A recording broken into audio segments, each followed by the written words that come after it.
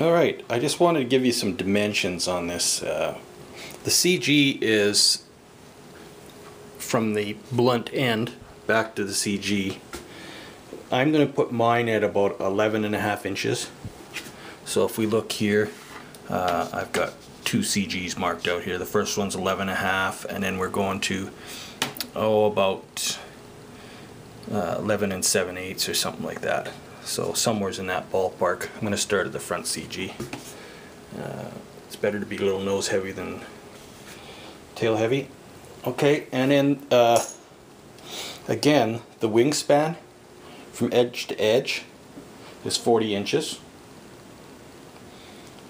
And what I've done here is I'm going to cut a 2-inch aileron or elevon, one on each side.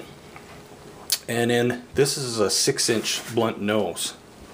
So basically just measure, this is the end of the foam board. So at the very end of the foam board when you're cutting it, just 3 inches on either side. And then from edge to edge here, from here to here is 13 inches. So if you measure from here to here is 13 inches. Let me just show you. There's the ruler. If she'll focus. There you go. 13 inches to there.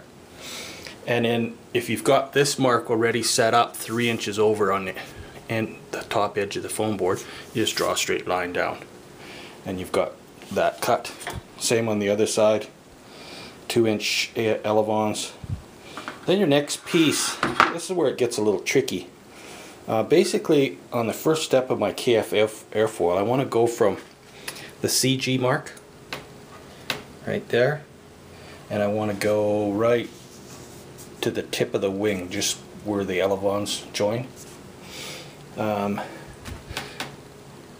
trying to not have a joint running right on top of this seam, because that's the weak spot. I mean, I'm going to glue it and everything and tape it, but it's still weaker than the foam board, so I want to stagger that.